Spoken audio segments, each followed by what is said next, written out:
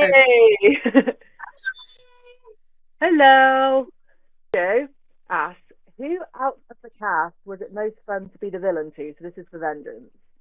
Ooh, oh my God. Well, honestly, Mel, like we got to do that, like a couple of those like juicy scenes together. And that big fight scene, like the one where like I've got her on the ground and I'm like whispering in her ear about how I'm gonna kill her daughter. Ah! Strangling Um, her. yes, just strangling the shit out of her. That was the very first scene Like, hi, I nice to meet you. genuinely, and it was nuts. It was my first day on set too. I'd never met Mel before. Oh my God. And so we were driving in the car over to set and she was like, hey, what's up? Like, I'm Mel. Like, she's like, how can I make this better for you? And I was like, oh my God. I was like, you are literally the nicest person in the world. I was like, thank you so much. I was like, can we just like run the scene a couple times? She was like, however many times you want, whatever you need. She's like, I'm just gonna tell you right now, we work really fast. So let's like, let's get down to it. So she was like so gracious, so lovely. And then the minute the camera started rolling, it was like she was like stone cold to me. And I was like, oh my God. I was like, this is a true pro at work. And then like, we call cut and she's like, oh, how was that? Like, you okay? And she's like, you can choke me a little harder if you want. And I was like, That's not an okay. offer you get every day. Like such a legend. I honestly like one of my huge takeaways from working on that movie in general is just like what a pro Mel is. She is unbelievable. Just like, oh my God, it was so cool watching her work. How did you end up getting the part? What was like your audition process like? Did your agent Mm, reach out or how did that work? God. Okay, so this is a very funny story. So when I got the sides, they were completely disguised. So there was not like normally when you get an audition, it's like it'll tell you what it's for, it'll tell you who the director's for, it'll tell you what network it's for, blah, blah, blah, blah, blah. So I get this audition from my agent, and it was like there was nothing about who was directing it, uh, didn't say what the network was, and it had some like bunk title that I can't even remember what it was, but it was like it was not Winona Earp, and all the names in the sides had been changed too. So like my name was something different, Winona's name was different, Doc's name was different. Like nobody had their correct names. It was smoke and mirrors. Kudos, Emily Andaris. Well done. Because they hadn't announced yet that the special was happening. So they had to keep it super, super under wraps. So I read the sides and I was like, what is this? I was like, this is so good. I love this writing. And I was like, it feels like familiar to me in a way. And I was like, well, I don't know what it is. And I'm not kidding. I'm not kidding when I say this. I taped for it and like knocked it out of the park because the writing was so good. Kudos, Emily, once more. Then that night, as I was like falling asleep, before I knew anything from my agent, right before I fell asleep, it like popped into my head. I was like, this is Winona Earp. And then so I went on Twitter and I like looked at Emily's page and I was like, are they rebooting it? I was like, what's going on? There was nothing because they hadn't Yeah. announced yet. So I was like, okay, I guess it's not Winona. Then I went even further. My little forensic skills, Earpers, you're not the only ones who's got a little forensic minds kind of thing going on. I Googled it, nothing. Then, a week goes by, whatever happens. I was like, oh, okay, I probably didn't get it. Then my agent calls me and is like, got it. And I was like, oh my God. I was like, so what is this project that is shooting in Calgary? Da, da, da, da, da. And she was like, it's Winona Earp. And I was like, I knew it. Sure. I was like, I knew it. And then, so sure enough, it's insane to me that that happened because it was one of those weird dream states that I was just like, I knew that it was. I was like, I can't believe that happened. It was crazy. And then yeah, so I booked it.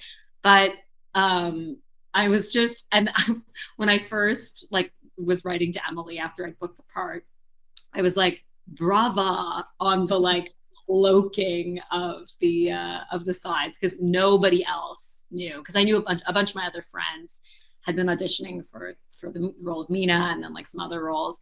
So we've been talking about it, and they were like, "What is this?" Blah, blah, blah, blah. And then so I told a couple of my friends, I was like, "I think it's Winona." And then so I was like so vindicated. But when I wrote to Emily, I was like, "I am so impressed by you." I was like, "This is like bravo, top marks for the smoke and mirrors on it all," But because it goes to show it has a nobody. tone, though. The program has like it is That's it. a specific way it's written and everything. Yeah, exactly. And I was familiar with the show because I auditioned for it before, like back when the regular TV series was on. And so I knew it, and I'd watched some episodes of it.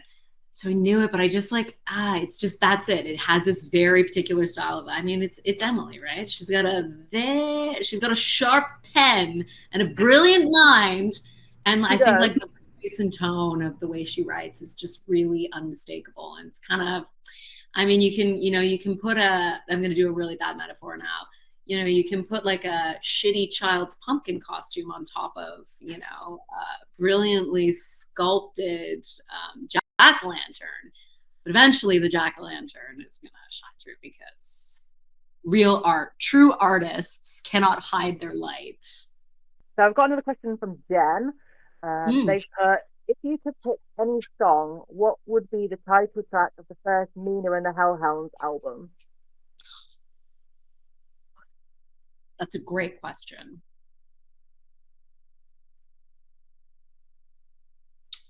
I would say, I mean, I think because I was given the great honor of dropping the first C bomb in the Winona Earp universe, I think it would have to be called Cunt on Fire. Yeah. Okay. There's another question here from Brandy. They said, if Mina dated someone from the Earth universe, who would it be? Ooh, hot question.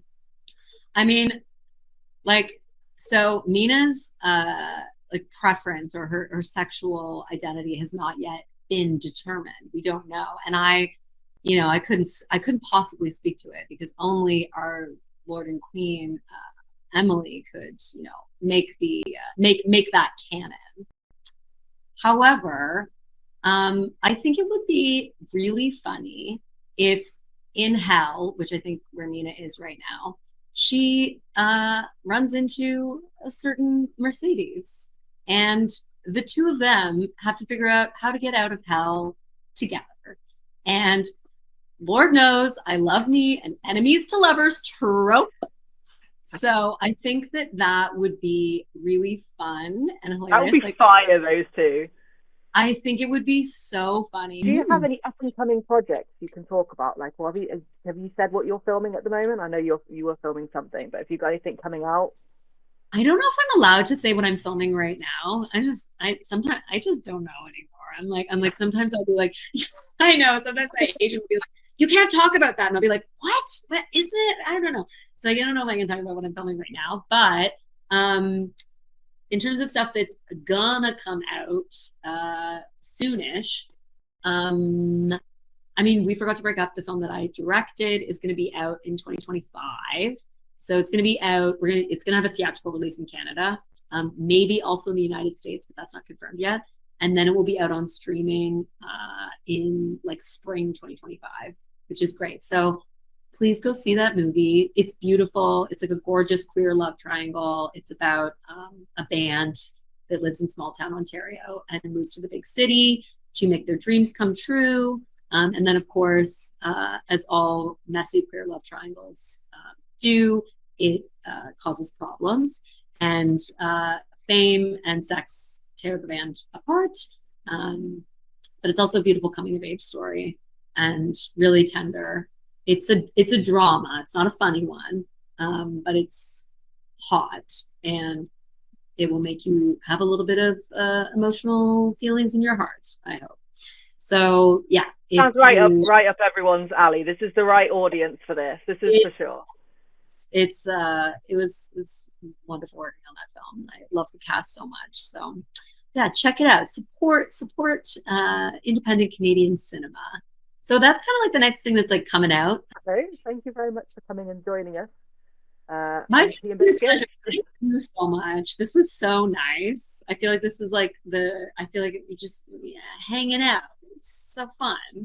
So it's just the easy introduction into the chaos that is when you go to a convention. Yes, totally. Yeah, now, yeah, I feel like I popped my cherry. That's it. There you go. Perfect. Is there anything you want to say before you go to Earthers? Lots of people Just saying thank you and cheering for yeah, you in the comments. just saying thank you to y'all. Y'all rock.